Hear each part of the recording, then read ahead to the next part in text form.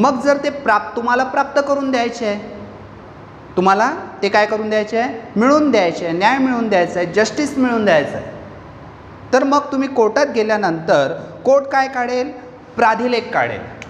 Court काय काढेल,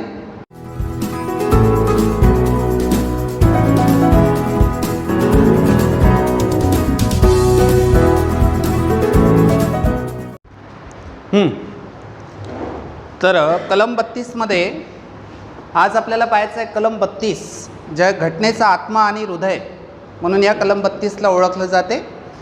आणि आपण ज्या पद्धतीने आतापर्यंत मूलभूत हक्क पाहत आलेला आहे 14 ते 18, 19 ते 22 है ना, त्यानंतर 19 ते 22, 25 ते 28, मात्र हे मूलभूत हक्कांना तेव्हाच अर्थ प्राप्त होईल ज्यावेळेस घटनेमध्ये काय असेल, कलम 32 असेल किंवा कलम 32 असेल असं म्हणण्यापेक्षा की अशी कलम असेल की ज्यामुळे जर या आधीचे जे हक्क होते 14 ते 18, 19 ते 22, त्यानंतर 25 ते 28 आणि त्यानंतर 29 ते 30 हे जे हक्क होते 31 लक्षात घ्या की कलम 31 बद्दल आपण बोललेलो नव्हतो, थोडं 31 समजून घ्या. मी आधी तुम्हाला सांगितलेलं होतं की आपल्याला एकूण जे स्वातंत्र्य हक्क जे होते, एकूण हक्क किती होते, 6 हक्क होते. यापैकी संपत्तीचा हक्क नाही, 7 स्वातंत्र्य जे स्वातंत्र्य होते हक्काचं जे मी तुम्हाला सांगितलं, समतेचा हक्क वगैरे वगैरे, एकूण हक्क जे होते ते किती होते, 6 होते. आणि आता जर आपण पाहिलं तर संपत्तीचा हक्क आपला काय झालेला आहे, रद्द झालेला आहे की नाही. संपत्तीचा हक्क काय झाला आहे तुमचा, रद्द झाला आहे. आता जर रद्द झाला आहे तर यालाच म्हणतात घटनेच्या भाषेमध्ये निरसित. निरसित म्हणजे काय, डिलीटेड, समजलं ना. आणि हा संपत्तीचा हक्क तुम्हाला कशामध्ये दिलेला होता, 31. कशामध्ये दिलेला होता, 31 मध्ये दिलेला होता.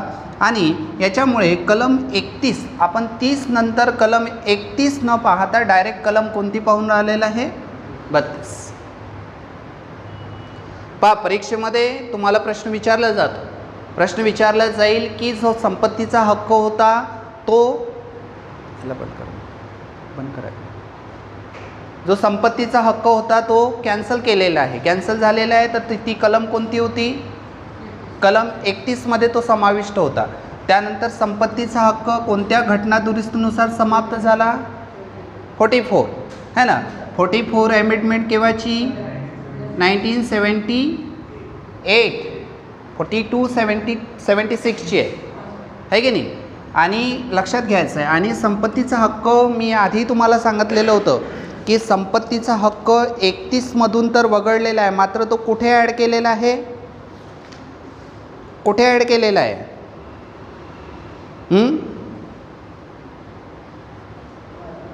कुठे ॲड केलेला आहे, याच्या आधी मी भाग 19 किंवा 21 असं काहीतरी मी तुम्हाला सांगितलेलं होतं की तो तिथून काढून तो पर्टिक्युलर पार्ट 19 मध्ये किंवा 20 मध्ये काय केलेलं आहे, ॲड केलेला आहे. हा भाग आपण नंतर पाहूया. मात्र इथे लक्षात घ्यायचं आहे की तुम्हाला हा प्रश्न पडलेला असेल, लक्षात घ्या ऑनलाईनवाले की तुम्हाला हा प्रश्न पडलेला असेल की कलम 30 नंतर संविधानामध्ये डायरेक्ट 32 दिलेला आहे, कारण की 31 ही संपत्तीचा हक्क हा निरसित केलेला आहे. संबंधित घटना दुरुस्ती 44 आणि कोणत्या वर्षीची आहे, 1978ची. आणि त्याच्यामुळे आपण आज पाहणार आहे कोणता, कलम 32. लक्षात घ्यायचं की कलम 32 जर कलम 32ला डॉक्टर बाबासाहेब आंबेडकर यांनी आत्मा आणि हृदय असं म्हटलेलं आहे. का बरं, की कॉन्स्टिट्यूशनची आत्मा आणि हृदय जर कोणत्या कलमाला संबोधलं जाते हा प्रश्न नेहमी विचारला जातो, तर कलम 32.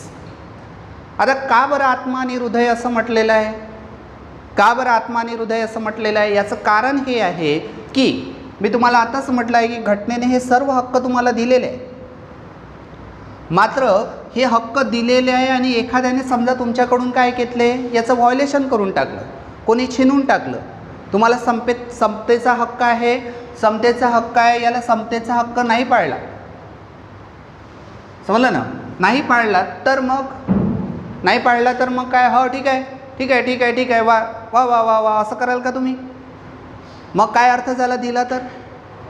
काही अर्थ झाला का? काहीच अर्थ नाही झाला ना. याचा अर्थ जर तुमच्याकडून कोणती वस्तू जर तुम्ही छिनून घेतली, तुमच्या इथे चोरी झाली तर ठीक आहे, वा वा वा वा वा वा असं करता का? चोरी झाली तर कुठे जाता? पोलीस स्टेशनमध्ये जाता की नाही जात? तर कोणतीही तशाच प्रकारे संविधानाने तुम्हाला काय दिलेलं आहे? फंडामेंटल राईट्स दिलेले आहे. या राईट्सचं जर व्हायोलेशन जर झालं तर ते परत मिळवण्यासाठी तर तुम्हाला कोणती ना कोणता हक्क पाहिजे. तर तोच हक्क तुम्हाला कशातून मिळालेला आहे?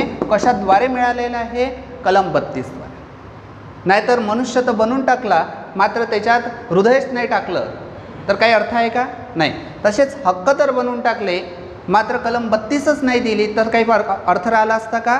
नाही. म्हणून कलम 32ला आत्मा आणि हृदय असं म्हटलं जातं. क्लिअर पॉईंट हा समजलं? मी तुम्हाला याआधी सांगितलेलं आहे कलम 32 नुसार काय आहे की मग जर कलम 32 नुसार तुम्ही काय करू शकता? आपले हक्क, मूलभूत हक्क प्राप्त करून घेऊ शकता जे व्हायोलेटेड झालेले आहे. मग यासाठी कोण तुम्हाला मिळवून देऊ शकते? एक आहे सुप्रीम कोर्ट आणि दुसरं आहे हायकोर्ट. दोघांना तुमच्या मूलभूत हक्कांचं हनन जर झालेलं असेल तर तुम्ही दोन्ही ठिकाणी जाऊ शकता. सुप्रीम कोर्टकडून जर मिळवायचं आहे तर कलम कोणती आहे? कॉन्स्टिट्यूशनमधली 32. आणि हायकोर्टमधून जर प्राप्त करून घ्यायचं आहे तर कलम कोणती आहे? 226. लक्षात घ्या, सुप्रीम कोर्टकडून जर प्राप्त करून घ्या कलम कोणती आहे? 32. आणि जर हायकोर्टकडून जर प्राप्त करून घ्यायचे आहे तर आर्टिकल 226. समजलं की नाही? तर हे महत्त्वाचं इथे लक्षात ठेवायचं आहे. आणि म्हणूनच कलम 32 म्हणून सुप्रीम कोर्ट आणि हायकोर्ट जे इथं आपण जर उल्लेख करायला गेलो तर यांनाच आता मग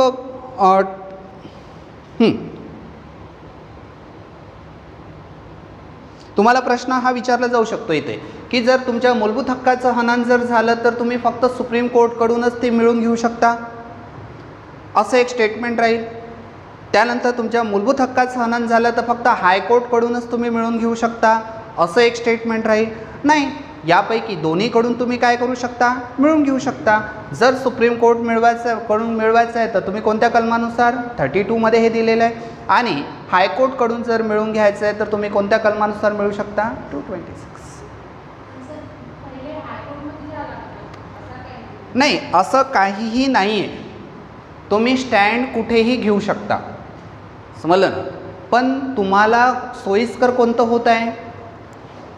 तुम्हाला सोयीस्कर कोणता होत आहे? हायकोर्ट.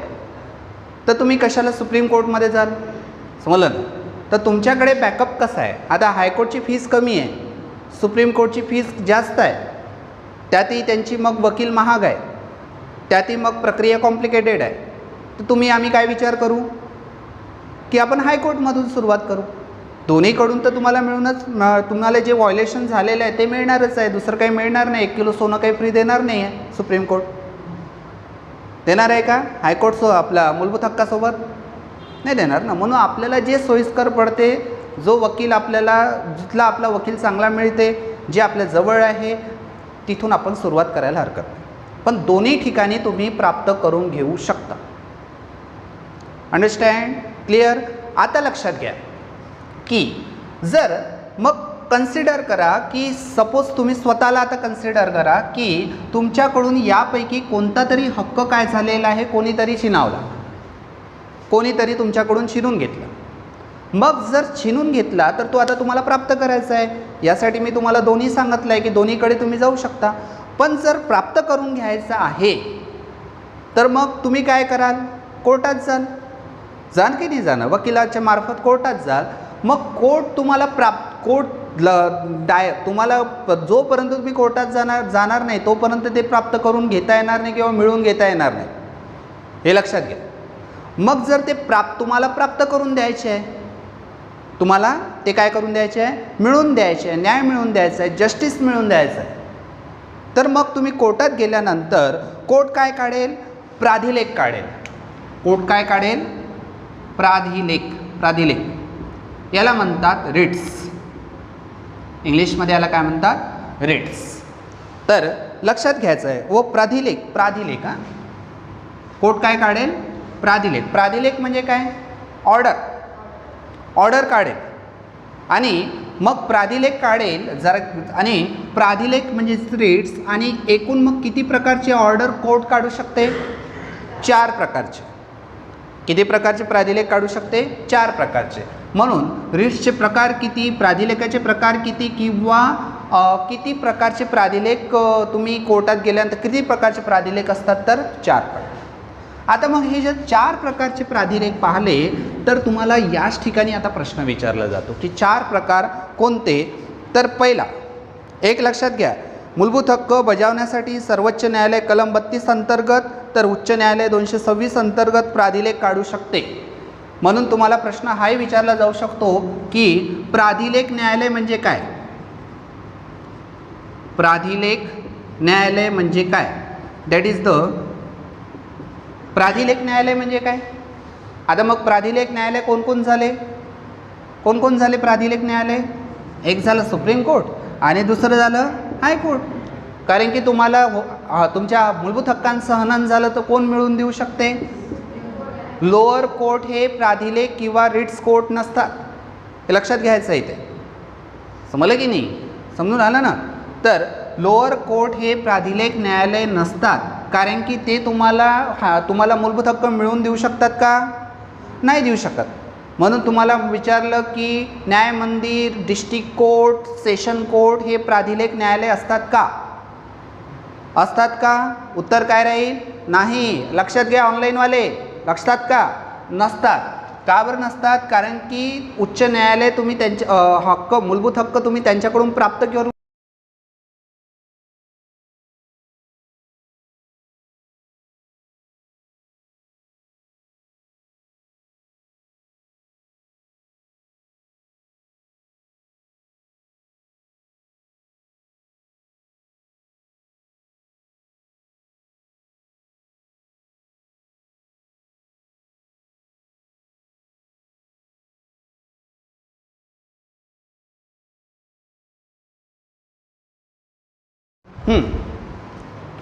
तर बंदी प्रत्यक्षीकरण झालं. सर्वांचं काय प्रश्न होता? काही बंदी प्रत्यक्षीकरण 24 तासाच्या आतमध्ये कोर्टात काय करावं लागेल? पोलिसांनी जर अटक केलं तर 24 तासाच्या आतमध्ये न्यायालयासमक्ष हजर करणे.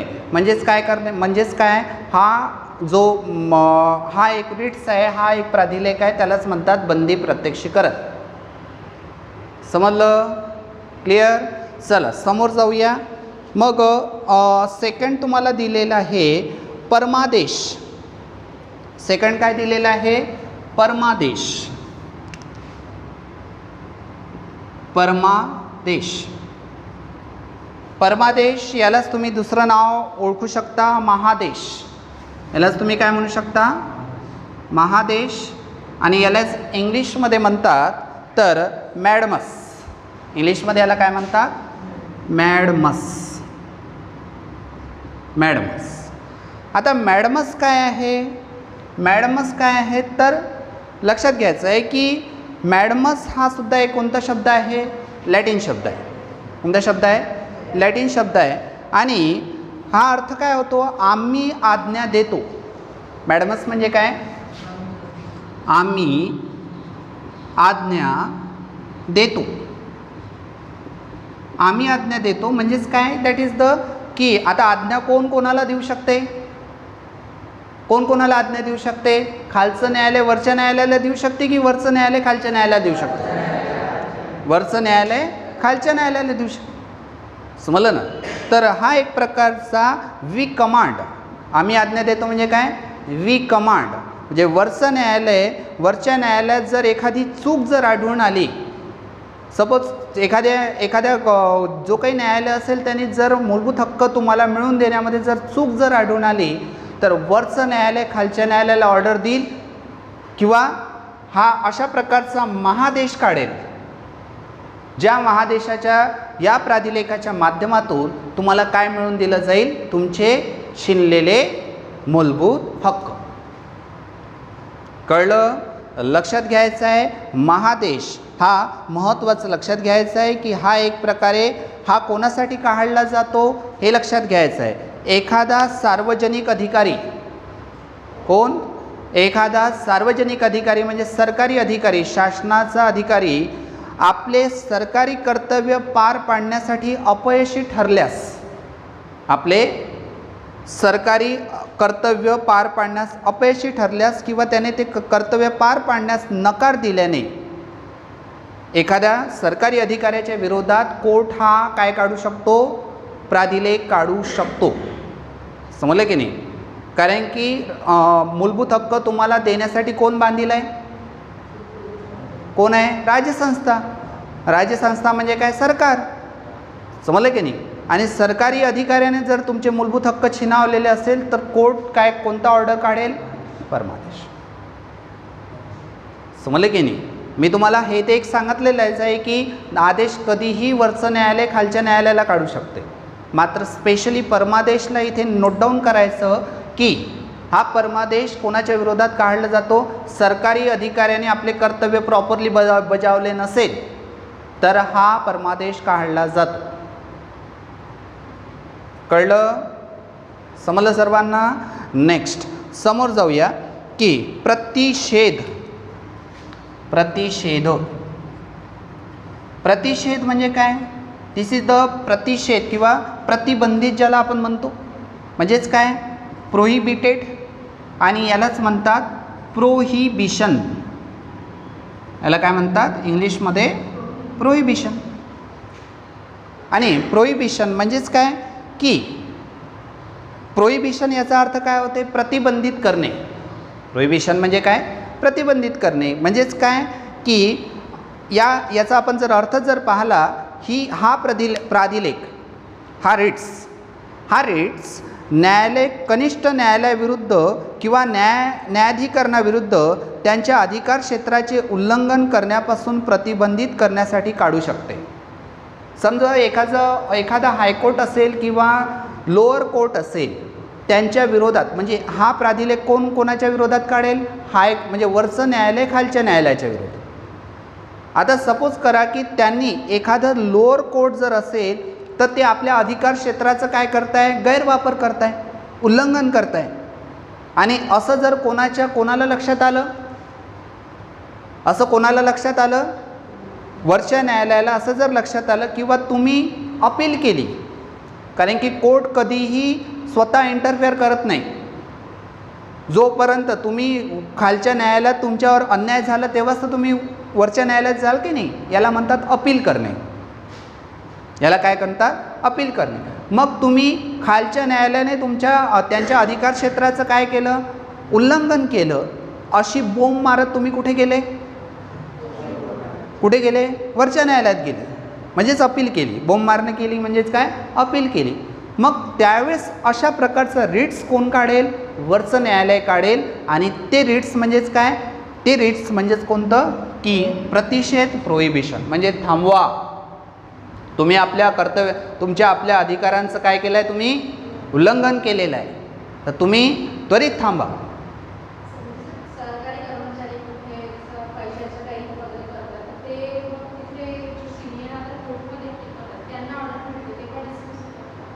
नाही, हे आपल्या इतर कोणत्याच गोष्टीशी संबंधित नाही आहे. हे फक्त कोणत्या गोष्टीशी संबंधित आहे? पुष्कळ मुद्दे आपले भरपूर राहू शकतात, मात्र हे फक्त कोणाशी संबंधित आहे? तुमच्या मूलभूत हक्काशी.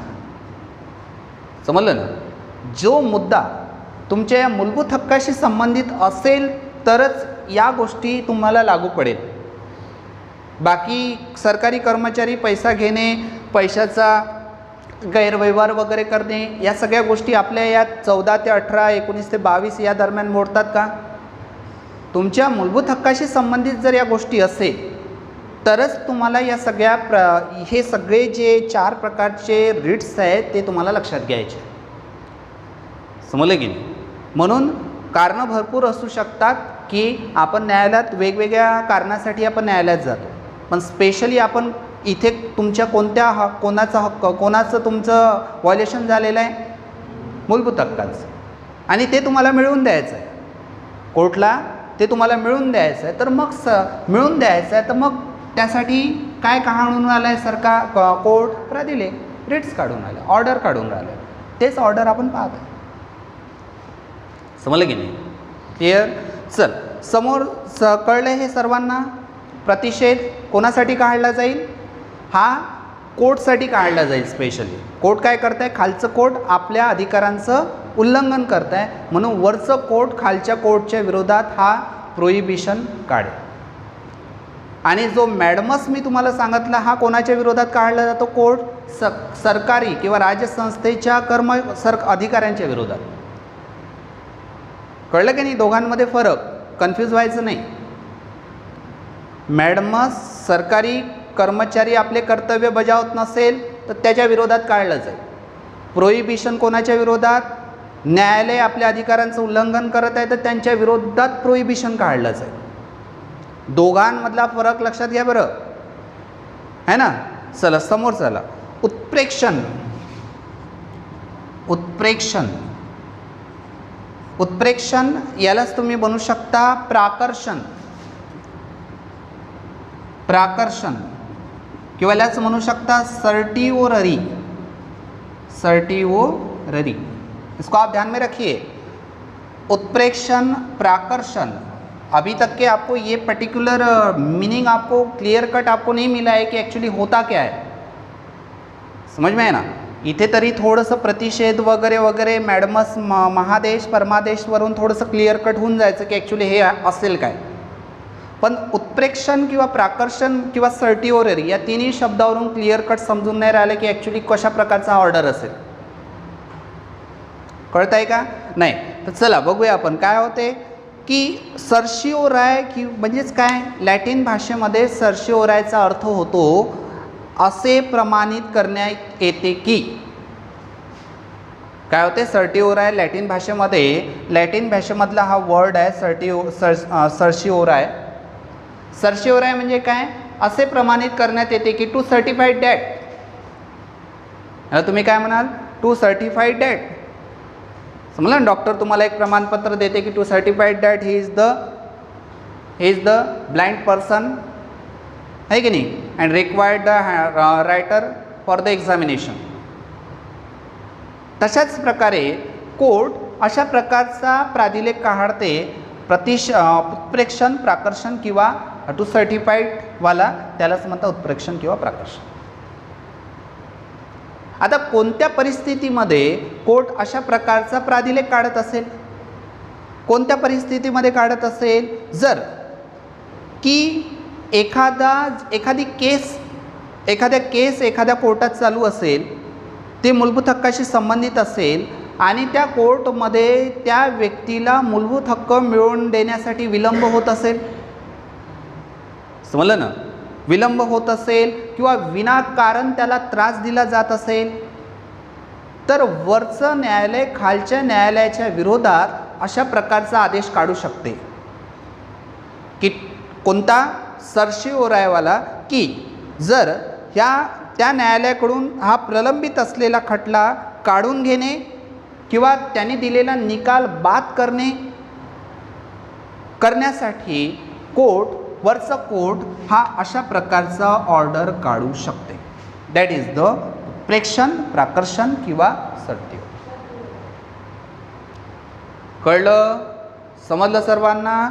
तर 4 प्रकारची हे काय? हेबियस कॉर्पस 24 तासाच्या आतमध्ये न्यायालयात हजर करणे हा अर्थ. परमादेश महादेश म्हणजेच काय की सरकारी कर्मचारी बरोबर अधिकारी जर कर्तव्य उल्लंघन करत असेल आपल्या अधिकारांचं, त्याच्या विरोधात कोर्ट काढू शकते, त्यालाच म्हणतात परमादेश. प्रतिषेध, जर कोणतंही कोर्ट आपल्या अधिकारांचा गैरवापर करत असेल तर त्या विरोधात कोणता काढू शकते? प्रतिषेध. आणि जर एखाद्या न्यायालयामध्ये एखाद्या व्यक्तीला हक्क देण्यामध्ये जर उल्लंघन होत असेल किंवा वेळ होत असेल तर त्या ठिकाणी तो खटला बाद ठरवणे आणि वरच्या न्यायालयात पाठवणे म्हणजेच कोणता काढणे? उत्प्रेक्षण. समजलं ना? एकदा पुस्तकामध्ये जाऊन चांगल्या प्रकारे वाचा, कारण की विद्यार्थी हे 4 ऑर्डर्सवर कन्फ्यूज होतात. समजलं ना? हेबियस कॉर्पसमध्ये नाही, मात्र महादेश, प्रतिषेध आणि उत्प्रेक्षण महादेश किंवा परमादेश, प्रतिषेध आणि उत्प्रेक्षण याच्यामध्ये थोडंसं डागमडागम होते. मात्र हे डागमडागम जर तुम्हाला काय करायचं आहे, टाळायचं आहे, तर याला परफेक्टली एक्झामच्या आधी रिवाईज करा. अंडरस्टूड? समजलं सर्वांना? चला समोर जाऊया. हे 4 झाले. त्यानंतर एक तुमचा एक राहिलेला आहे अधिकार पृच्छा. सॉरी 5 होते हां. अधिकार पृच्छा, दॅट इज द को वॉरंटो. म्हणजेच काय? अधिकार पृच्छा म्हणजे कोणत्या अधिकाऱ्याने असा होतो. अधिकार पृच्छा म्हणजे काय? कोणत्या अधिकाराने, म्हणजेच अधिकार पृच्छा म्हणजेच काय की न्यायालय एखाद्या व्यक्तीच्या विरुद्ध कोणाच्या विरुद्ध काढू शकतो हा न्यायालय? न्यायालयाच्या विरोधात नाही काढणार. कोणाच्या विरोधात काढेल? हा प्राधिलेख एखाद्या व्यक्तीच्या विरुद्ध हा प्राधिलेख काढून ज्याला सदर सार्वजनिक अधिकार पदावर राहण्याचा आपणास कोणताच अधिकार नाही आहे अशी विचारणा करू शकते. म्हणजे सपोज करा एखाद्या सरकारी कर्मचारी खाजगी व्यक्तीच्या विरोधात काढू शकते का न्यायालय? नाही, कारण की खाजगी व्यक्ती मूलभूत हक्काचं हननही करत असेल तरी तो बांधील नाही आहे. फक्त मूलभूत हक्क कोण देऊ शकते तुम्हाला? सरकार. तर अधिकार पृच्छा किंवा को वॉरंटो हा जो रिट्स आहे, हा रिट्स सरकार कोर्ट कोणाच्या विरोधात काढते? कोणाच्या विरोधात काढते? एखादा नागरिक म्हणजेच आपण म्हणू शकतो एखादा व्यक्ती हा काय असेल? सरकारी अधिकारी किंवा कर्मचारी असेल. आणि सपोज करा की एखादी आता जिल्हा परिषदची एक्झाम आहे आरोग्याची, याने काय केलं की जो एखादा CEO असेल त्याने काय केले? एक्झाम कंडक्ट केली, पेपर झाला, फायनल मेरिट लिस्ट लावायची आहे. आपल्या जवळच्याच व्यक्तीला कमी मार्क असेल तरी काय केलं? त्याची लिस्टमध्ये नाव टाकून दिलं. आणि जो बिचारा काय आहे, ज्याला कमी मार्क पडले, तर ज्याला जास्तही मार्क पडले त्याचं नाव लिस्टमध्येच नाहीच आहे. तर तुम्ही कुठे जाल? हा कशाचा हनन झालं? समानतेचा हक्क तुम्हाला दिलेला आहे. तुम्ही असं करू शकत नाही. तर ही चूक कोणी केलेली आहे? सरकारी अधिकाऱ्यांनी केलेली आहे की तुम्हाला त्याने तुमच्याकडून समानतेचा हक्क काय घेतला? छिनून घेतला. तर तुम्ही कोर्टात जाल, सुप्रीम कोर्टमध्ये जाल, हायकोर्टमध्ये जाल. मग सुप्रीम कोर्ट काय काढेल? को वॉरंटो काढेल, अधिकार पृच्छा करेल की कोणत्या अधिकाऱ्याने तुम्ही हे केलं, याचं एक्सप्लेनेशन द्या. जर प्रॉपरली एक्सप्लेनेशन दिलं नाही गेलं तर तुमच्या मूलभूत हक्काचं काय होईल? हनन होईल आणि तो व्यक्ती सस्पेंडसुद्धा होईल.